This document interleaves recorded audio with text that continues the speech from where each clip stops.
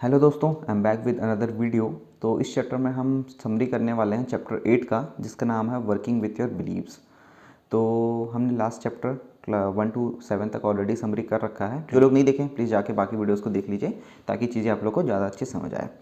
तो यहाँ पर स्टार्ट करते हुए मार्क डगलस ये बोलते हैं कि है ना, जो चैप्टर 7 में हमने जो 5 फंडामेंटल ट्रुथ्स के बारे में पढ़ा था, ठीक है, उस फंडामेंटल ट्रुथ्स को अब हमको अपने मेंटल इन्वायरमेंट में उसको स्टैब्लिश करना है। तो आने वाले 2 चैप्टर्स में हम यही करने वाले हैं।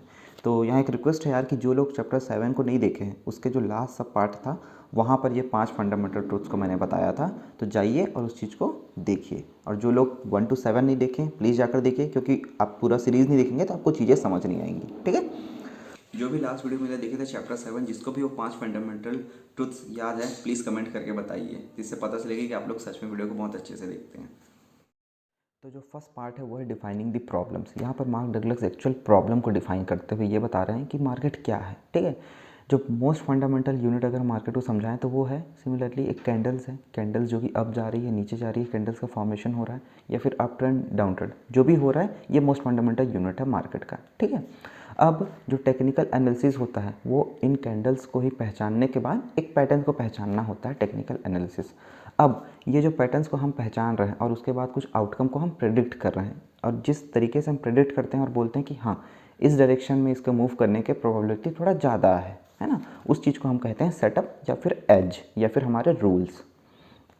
अब यहाँ पर एक्चुअल मेंटल पैराडॉक्स आता है कि ये जो भी पैटर्न्स फॉर्म होते हैं ना यार, जो पास्ट में फॉर्म हुए हैं और जो अभी फॉर्म हुए हैं, इसका जो आउटकम हो सकता है इसमें थोड़ा बहुत कंसिस्टेंसी होती है, ठीक है। यहाँ पर बहुत ध्यान से समझने वाली बात है, देखिए कि लास्ट टाइम में कुछ पैटर्न फॉर्म हुआ था और अभी जो पैटर्न फॉर्म हुआ है इसमें कुछ सिमिलैरिटीज़ दिख सकती है, ठीक है। लेकिन सिमिलैरिटीज़ दिखने का मतलब ये नहीं कि जो उसका आउटकम होगा वो भी एग्जैक्टली सेम होगा। इसका रीज़न ये है कि हमने ऑलरेडी चैप्टर 6 में ये बात किया था कि कोई सा भी 2 पैटर्न्स बन रहे हैं, ठीक है, वो एग्जैक्टली सेम हो ही नहीं सकते। क्यों सेम नहीं होंगे?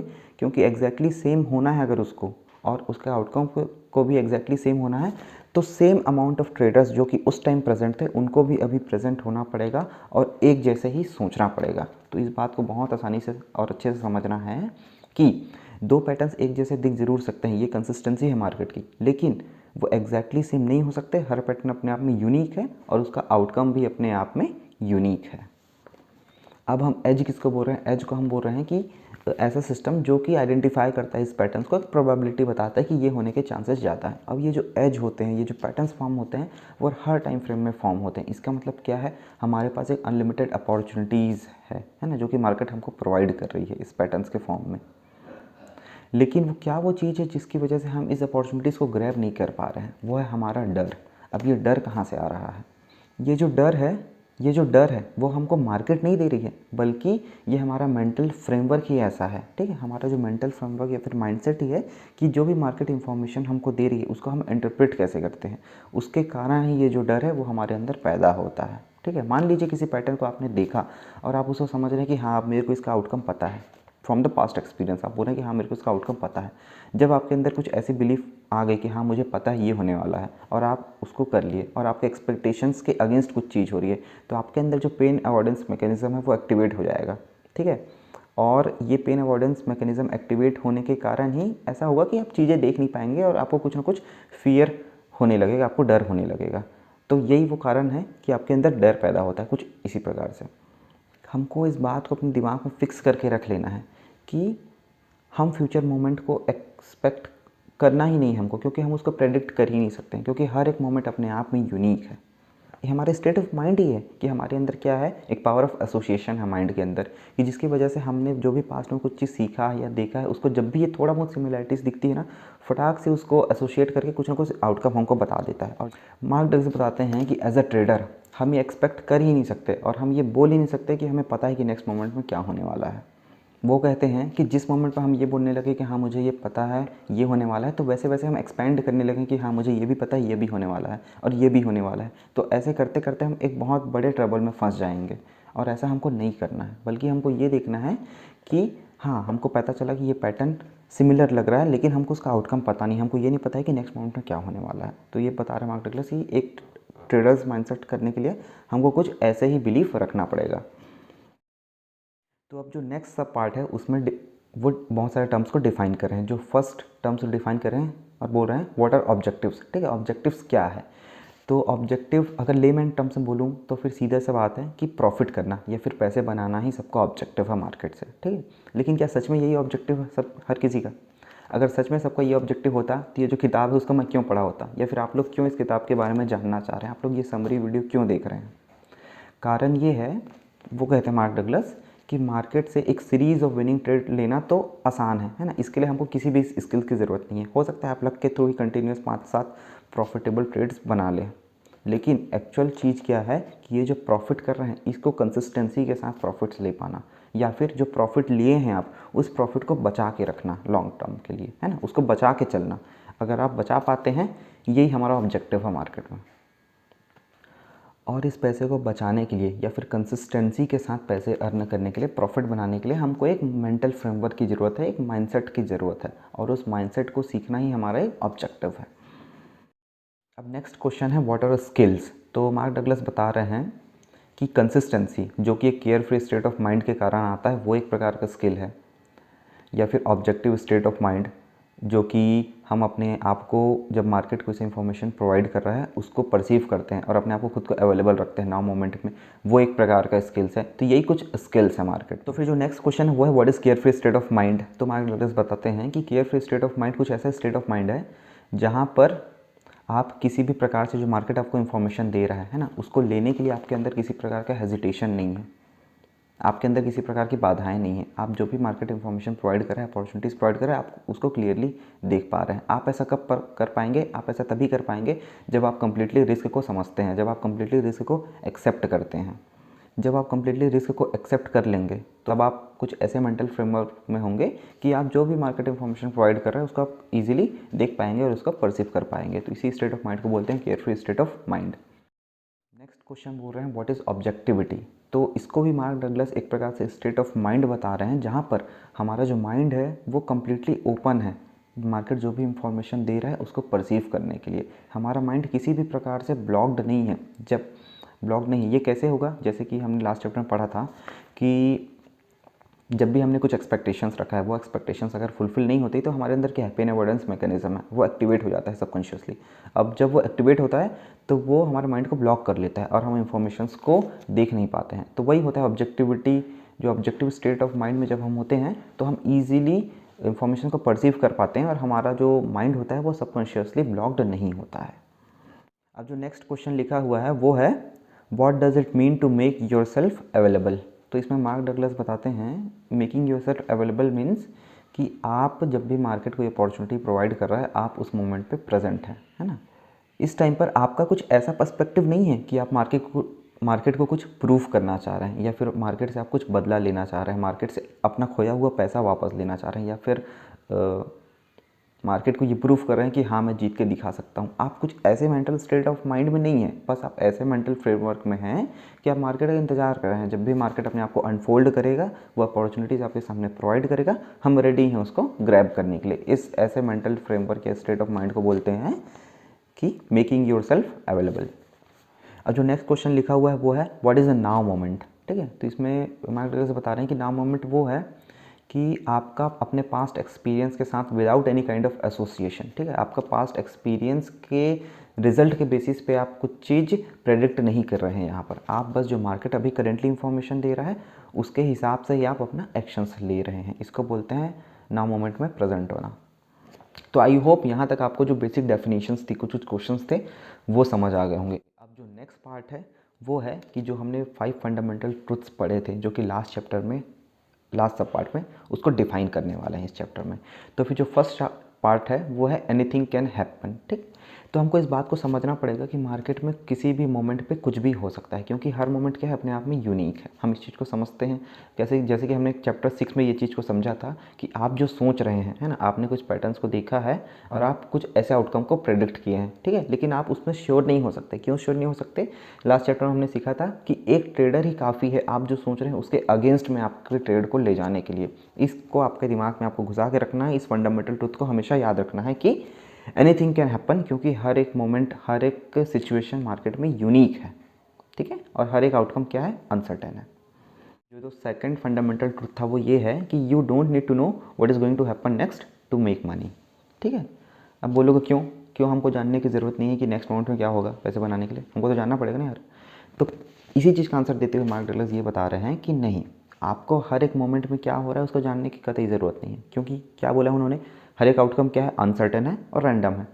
नेक्स्ट मोमेंट पे क्या होगा आप उसको प्रेडिक्ट नहीं कर सकते। हाँ, आप एक सीरीज़ ऑफ अकरेंस को प्रेडिक्ट जरूर कर सकते हैं। इसका मतलब ये कि आपका पास्ट एक्सपीरियंस में रहा होगा कि आपने 100 ट्रेड लिए थे, उसमें से 60 आपके फेवर में गए थे, 40 आपके अगेंस्ट में गए थे। हाँ, तो आप ये एक्सपेक्ट कर सकते हैं कि नेक्स्ट जो आने वाले 100 ट्रेड्स हैं उसमें से 60 मेरे फेवर में आ सकते हैं, 40 मेरे अगेंस्ट में आ सकते हैं।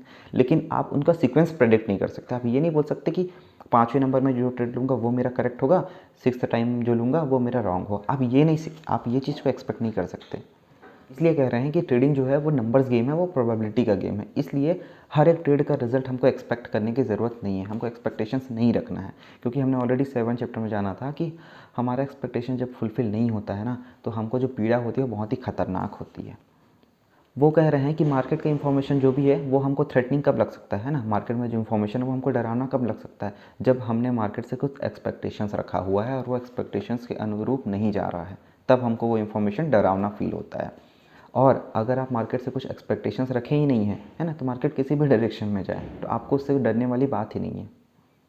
ट्रेड लेने से पहले हमेशा इस बात को ध्यान में रखिए। वो बोल रहे हैं कुछ पॉइंट्स हैं। तो फर्स्ट पॉइंट है कि the odds are in your favour before you put on trade. वो बोल रहे हैं कि ऑड्स आपके फेवर में ही है। ठीक है, वो एक ट्रेड्स का रिजल्ट है, आप इस चीज़ को मत आकलन कीजिए। आपका जो एक सीरीज़ ऑफ ट्रेड्स है, बहुत सारे ट्रेड्स लेंगे, उसके बाद आपका जो ऑड्स होगा वो आपके फेवर में ही आने वाला है, इस बात को समझिए। सेकंड चीज़ बोल रहे हैं कि सेकंड पॉइंट बोल रहे हैं जब भी आप ट्रेड लेंगे तो वो आपके फेवर में जा रहा है या नहीं जा रहा है, इसको जानने के लिए कितना कॉस्ट आप देने को रेडी हैं। इसका मतलब स्टॉप लॉस की ही बात करें कि आप कितना लूज़ करने के लिए रेडी हैं। थर्ड पॉइंट बोल रहे हैं अगर आपको कंसिस्टेंटली प्रॉफिटेबल होना, कंसिस्टेंट मनी बनना है, तो आपको हर एक आउटकम को जानने की ज़रूरत बिल्कुल भी नहीं है। और फोर्थ पॉइंट बोल रहे हैं कि एनीथिंग कैन हैपन, कुछ भी मोमेंट पे कुछ भी हो सकता है, क्योंकि मार्केट अनसर्टेन है।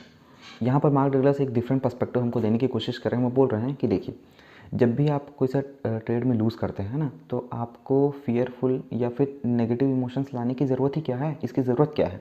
वो ये ऐसा बोल रहे हैं कि आपको पता है कि ऑड्स आपके फेवर में है ना, आप एक सीरीज़ ऑफ लूजिंग स्ट्रीक में हैं, तो आप तो विन के ज़्यादा करीब आ रहे हैं ना, क्योंकि 100 में से 60 बार आप प्रॉफिट होने वाले हैं। आप कंसिस्टेंटली 30 टाइम्स अगर लूज़ किए हैं तो कहीं ना कहीं अब आप विन्स की तरफ ज़्यादा क्लोज़र आ गए हैं। आपको इस प्रकार का माइंडसेट रखना है, कुछ ऐसा बताने की कोशिश कर रहे हैं मार्क डगलस।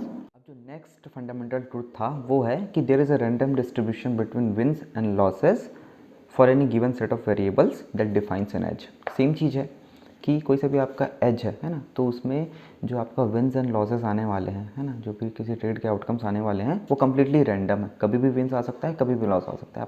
आप एक्सपेक्ट नहीं कर सकते, आप प्रेडिक्ट नहीं कर सकते।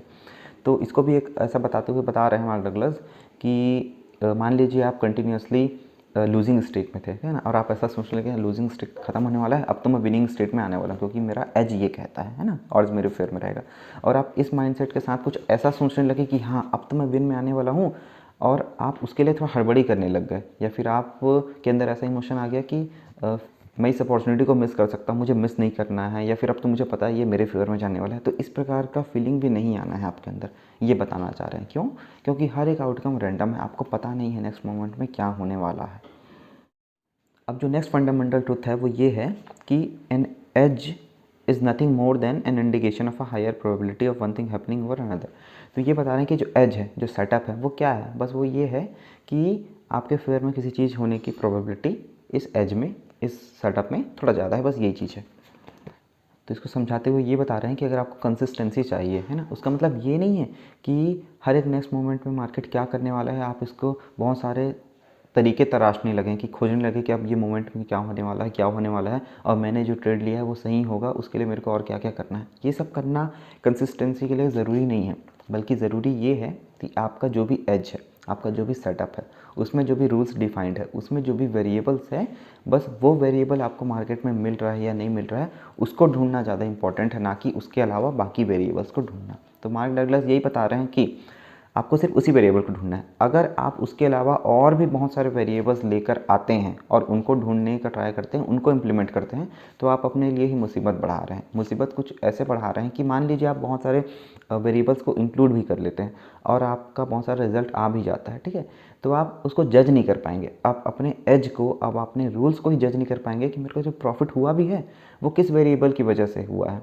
क्योंकि आप तो सर्टेन रहे ही नहीं थे, आप उसको रैंडम बना दिए थे बहुत सारे वेरिएबल्स को ऐड करके, तो आप खुद उसको जज नहीं कर पाएंगे। और वो ये भी बोलते हैं कि जब आप जितने ज़्यादा वेरिएबल्स ऐड करेंगे उसकी वजह से आपका जो एक्चुअल रूल्स है, आपका जो एक पर्टिकुलर सेटअप है, एज है, उस पर आपका भरोसा भी नहीं होगा, आप उस पर कॉन्फिडेंट भी नहीं रह पाएंगे। तो आयरनी यही चीज़ है कि जिस चीज़ से हम डरते हैं कि हम इनकन्सिस्टेंट ना हो या फिर जो रैंडम रिजल्ट आए उससे हम डर रहे हैं, तो वो डरने का कारण ही ये है कि क्योंकि हम रैंडम वेरिएबल्स को ही अपने एक्शंस में ला रहे हैं, हम रैंडम अप्रोच को ही फॉलो कर रहे हैं, हम अनसर्टेन अप्रोच को फॉलो कर रहे हैं, इस वजह से जो हमारा रिजल्ट आ रहा है वो भी रैंडम आ रहा है। इसलिए कह रहे हैं कि हमको रैंडम अप्रोच फॉलो नहीं करना है, बल्कि हमको एक पर्टिकुलर जो हमारा रूल्स या सेटअप है उसमें जो एक एज है, उस एज में जो एक वेरिएबल्स डिफाइंड है, बस उसको फॉलो करना है कंसिस्टेंसी के साथ। अगर हम कंसिस्टेंसी के साथ उस वेरिएबल को फॉलो करेंगे तो कंसिस्टेंसी के साथ हमारा रिजल्ट भी आएगा। ये सीधा सा आयरनी जो कि बता रहे हैं, ये सीधा सा एडवाइस है जो कि मार्क डगलस हमको समझा रहे हैं। तो फिर नेक्स्ट जो फंडामेंटल ट्रूथ है उसका नाम है every moment in the market is unique. हम इसको बार बार डिस्कस कर चुके हैं कि हर एक मोमेंट यूनिक है मार्केट का। क्यों? पता है, चैप्टर 6 में हमने पढ़ रखा है, क्योंकि अगर कोई सा भी दो मोमेंट को एग्जैक्टली सेम होना है तो सेम अमाउंट ऑफ ट्रेडर्स को प्रेजेंट होना पड़ेगा विथ सेम थॉट्स, ऐसा इम्पॉसिबल है, ठीक है ना। अगर दो मोमेंट सेम है ही नहीं, है ना, दो मोमेंट एक जैसे हो ही नहीं सकते, तो फिर हमको एक्सपेक्ट करने की ज़रूरत ही क्या है? ज़रूरत क्या है कि हम उस मोमेंट को प्रेडिक्ट करें कि क्या होने वाला है। तो जब मैं ये चीज़ बोल रहा हूँ तो बहुत इंपॉर्टेंट है इस बात को समझना कि जब हम ये बार बार बोल रहे हैं ना कि हमको नेक्स्ट मोमेंट को प्रेडिक्ट करने की क्या ज़रूरत है, इसका मतलब ये नहीं है कि हम एनालिसिस करना छोड़ देंगे। हमको एनालिसिस करना है, हमको उस पैटर्न्स को, उस पैटर्न या बिहेवियर को अंडरस्टैंड करना है, उसको समझना है और प्रेडिक्ट करना है कि ये हो सकता है। लेकिन प्रेडिक्ट करने का मतलब ये कतई नहीं है कि हम बोलें कि यही होने वाला है, क्योंकि हम उसको प्रेडिक्ट कर सकते हैं लेकिन हम उसके आउटकम को श्योरिटी या गारंटी के साथ बोल नहीं सकते कि यही आउटकम आने वाला है। क्यों? क्योंकि मार्केट अपने आप में यूनिक है, हर एक मोमेंट रैंडम है, उसके आउटकम भी रैंडम है। जो बेस्ट ट्रेडर्स होते हैं उन्होंने इस बिलीफ को अपने अंदर समाहित कर लिया है ना कि हर एक मोमेंट यूनिक है। और ये जो बिलीफ है ना, यही वो बिलीफ जो हमारा एक पावर ऑफ एसोसिएशन है हमारे माइंड के अंदर कि वो पास्ट एक्सपीरियंस या फिर पास्ट चीज़ों को देखकर फटाक से एसोसिएट करके आउटकम बताता है, उस चीज़ को काउंटरएक्ट करता है या फिर न्यूट्रलाइज करता है। ये बिलीफ कि हर एक मोमेंट यूनिक है। वो बोलते हैं कि हमारा ये बिलीफ कि हर एक मोमेंट यूनिक है जितना ज़्यादा स्ट्रांग होगा, उतना ज़्यादा जो पावर ऑफ एसोसिएशन वाला पोटेंशियल है वो उतना ज़्यादा कम होगा। जितना ज़्यादा हमारा बिलीफ है कि कोई सा मोमेंट यूनिक है, उतना ज़्यादा जो एसोसिएशन वाला पोटेंशियल है वो उतना ज़्यादा कम होगा। जितना ज़्यादा हमारा जो पावर ऑफ एसोसिएशन वाला पार्ट है वो कम होगा, उतना ही ज़्यादा हमारे अंदर पोटेंशियल होगा कि हमारा माइंड उतना ज़्यादा ओपन होगा और मार्केट में जो इंफॉर्मेशन है उसको उतना ज़्यादा अच्छे से देख पाएगा। तो बस यही है इस वाले पार्ट का फाइनल वर्ड्स कि हमको एक बिलीफ सिस्टम डालना है हमारे अंदर कि हर एक मोमेंट यूनिक है, और जो हमारा माइंड हमको बोलता है कि हाँ लास्ट टाइम ये हुआ था, इस बार भी ये हो सकता है, उसको पोटेंशियल को कंट्रोल करना है, क्योंकि हर एक मोमेंट का आउटकम डिफरेंट आने वाला है और हमको जो मार्केट प्रोवाइड कर रहा है उस अपॉर्चुनिटीज़ को खुले दिमाग के साथ परसीव करना है। जो लास्ट पार्ट है इस चैप्टर का वो है moving towards the zone. Mark Douglas कहते हैं कि जब आप मार्केट की जो साइकोलॉजिकल रियलिटीज़ है उसको समझ जाते हैं अच्छे से, इसका मतलब ट्रेडिंग में जो रिस्क इन्वॉल्व है उसको भी आप समझ जाते हैं। अगर आप रिस्क इन्वॉल्व है उसको समझ जाते हैं, इसका मतलब आपके अंदर वो पेनफुल मोमेंट्स या फिर पेनफुल फीलिंग्स भी डेवलप नहीं हो रही है ना। मार्केट जो इन्फॉर्मेशन प्रोवाइड कर रही है उसको आप पेनफुल इन्फॉर्मेशन की तरह देख ही नहीं रहे हैं। अगर आप उसको पेनफुल इन्फॉर्मेशन की तरह देख नहीं रहे हैं तो जो आपके अंदर एक पोटेंशियल है, जो आपका सबकॉन्शियस माइंड है कि जो इन्फॉर्मेशन को ब्लॉक करता है ना, वो भी एक्टिवेट नहीं होगा। इसका मतलब आपका माइंड टोटली ओपन है इन्फॉर्मेशन को उसी प्रकार से देखने के लिए जैसे कि मार्केट उसको प्रोवाइड कर रही है। और यही सबसे अच्छा स्टेट ऑफ माइंड होता है, यही सबसे पीसफुल स्टेट ऑफ माइंड होता है कि जहाँ पर आप शांति से बैठे हुए हैं, आपको पता है मेरा इतना रिस्क इन्वॉल्व है और आप आसानी से देख रहे हैं, परसीव कर रहे हैं कि मार्केट कैसे बिहेवियर कर रही है। और तभी आप स्पॉन्टेनियसली उस जोन को एंटर करते हैं जहाँ पर आप without any kind of trouble market जो प्रोवाइड करना चाह रही है उसको देख पाते हैं, अपॉर्चुनिटीज़ को, और उसमें एक्शन ले पाते हैं। तो फिर इस प्रकार से चैप्टर 8 भी एंड होता है। तो फाइनल वर्ड्स यही है इस चैप्टर के कि हमको समझना है ट्रेडिंग साइकोलॉजी की रियलिटीज़ को, कि कुछ चीज़ें जो हम कंट्रोल नहीं कर सकते, हर एक मोमेंट यूनिक है अपने आप में, हमको एनालिसिस करना है, हमको ढूंढना है। प्रेडिक्ट कर सकते हैं कि ये आउटकम होगा, लेकिन हम उसको ये नहीं बोल सकते श्योरिटी के साथ कि वो हमारे डायरेक्शन में होगा। हमको एक्सपेक्टेशंस नहीं रखने हैं, हमको बस एनालिसिस करना है, हमको एक्सपेक्टेशंस नहीं रखना है। एक्सपेक्टेशंस इसलिए नहीं रखना है क्योंकि अगर वो फुलफ़िल नहीं होती है तो हमको पेनफुल मोमेंट का एहसास होगा। अगर हमको पेनफुल मोमेंट का एहसास नहीं होगा तो फिर हम बहुत आसानी से इंफॉर्मेशन को देख सकते हैं। तो यही वो कुछ चीज़ें थे, 2 इस चैप्टर से हमको सीखने को मिली। अगर आपको ये वीडियो पसंद आया प्लीज़ लाइक करें, कमेंट करके बताइए कि आप लोगों को सच में चीज़ें समझ आ रही है। अगर ये सीरीज़ आप लोगों को पसंद आ रहा है तो प्लीज़ इसे अपने फ्रेंड्स एवं दोस्तों के साथ शेयर करिए, ताकि उनको भी इसी प्रकार से ईजिली बुक की समरी सुनने को मिले, क्योंकि हर किसी के पास बुक पढ़ने का टाइम नहीं होता है। और अगर मैं बना ही रहूँ तो आप अपने साथ दूसरों का भी फ़ायदा ज़रूर कराइए। So thank you so much, मिलते हैं आपसे नेक्स्ट वीडियो में, तब तक के लिए बाय बाय।